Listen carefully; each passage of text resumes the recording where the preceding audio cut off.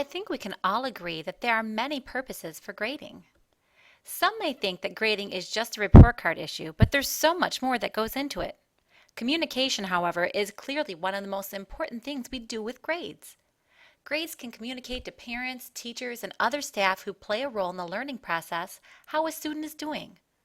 Likewise, it can also communicate to the individual student and provide them a measure of reflection for self-evaluation or perhaps just to know whether they will be grounded this weekend. We can also use grades to identify students for different types of programs. By reviewing grades, we might decide who needs different tiers of intervention or who might need another challenge. Grades can also help us sort students into different career paths and help guide students in making decisions about their futures.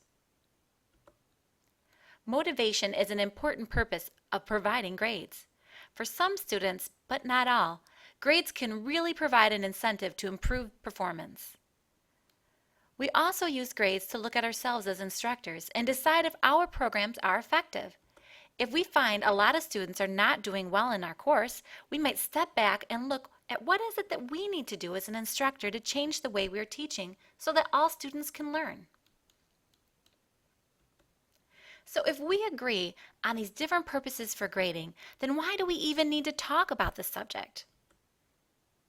Well, if grades are to communicate and self-evaluate, sort and select students for different programs, or motivate or inform, but our grading practices are varied from room to room, then how do we really have confidence in their use to perform these purposes? Let's take a look at two classrooms.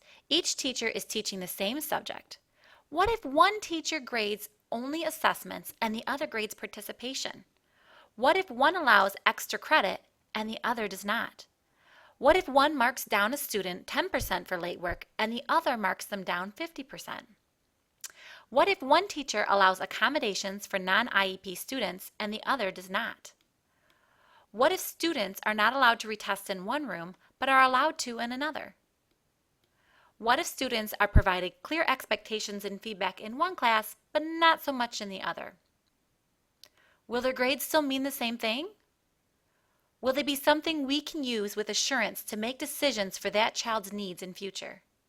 Will they accurately reflect the level of learning for students in each class?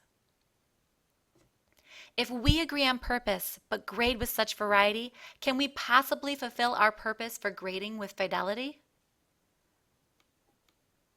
So I would ask you this essential question. How confident are we that our students' grades fulfill our purposes for grading? How confident are we that our students' grades are consistent in every class, accurately reflecting